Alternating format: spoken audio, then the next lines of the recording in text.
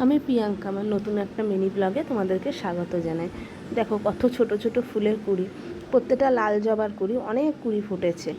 আর আমাদের এই গাছটায় প্রচুর ফুল ফোটে। আর এগুলো হচ্ছে গিয়ে আমি বলি মাসুন্দ ফুল, আমি ঠিক বলতে পারবো না কে কী নামে ডাকো। আর গাছ ভরা দেখো ফুল, গাছগুলো প্রায় ভেঙে পড়ছে। সকাল সকাল উঠে একটুখানি ভিডিও করে নিলাম। আর এইদিকে না আবহাওয়াটা একটু হালকা হালকা ঝড় মতো হচ্ছে। আর মা দেখো কতগুলো আম পেয়েছে। আমগুলো তো এখন পাকছে, আর একটু ঢিপ ঢিপ করে মানে পড়েই যাচ্ছে, একটু সামান্য হাওয়া দিলেই ঢিপ ঢিপ করে আম পড়ছে। তা দেখো মা মোটামুটি এক ঝুড়ি গাছের আম কুড়িয়ে এনেছে। আর এইদিকে দেখো রান্নাবান্নাও মোটামুটি হয়ে গেছে। চলো তোমাদের সাথে শেয়ার করি দুপুরে আমাদের মেনুটা। আর এই যে আলু ভাজা হয়েছে, এদিকে বেগুন ভেজেছে, উচ্ছে ভেজেছে, আর নিম বেগুন হয়েছে। আর এইদিকে হচ্ছে কুমড়োর ছক্কা হয়েছে, আর ডাল হয়েছে। আর আমার মতো কে কে নিম বেগুন খেতে ভালোবাসো অবশ্যই কমেন্ট করে জানাবো। আর এদিকে লতি হয়েছে, আর আমের টক হয়েছে।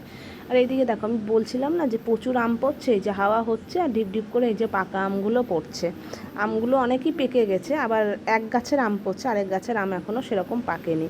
আর এইদিকে দেখো বৃষ্টি তো হচ্ছিলো, যেই বৃষ্টি কমেছে আমি একটু কেনাকাটির ব্যাপার ছিল, আমি একটু বেরিয়ে গেছিলাম। এই দেখো প্যান্টালুন্সে এসছি, হেবি সুন্দর সুন্দর কালেকশান। আমার যেগুলো কেনার ছিল সেগুলো কেনা হয়ে গেছে, লেডিস কাউন্টারে ঢুকেছি। আর এইদিকে এত সুন্দর সুন্দর কালেকশান, আমার তো চোখ জুড়িয়ে যাচ্ছে দেখে, মানে মনে হচ্ছে কোনটা ছেড়ে কোনটা নেব। যাই হোক, নিজের মনকে অনেক সামলে যেগুলো নেওয়ার ছিল সেইগুলো কেনাকাটি করে মোটামুটি ঘুরে চলে এসেছি। আসার পরে এত মাথা যন্ত্রণা হচ্ছিলো, তাই প্ল্যান করেছি যে একটু যাব বাইরে গিয়ে আমরা একটুখানি ফুচকা টুচকা খাবো।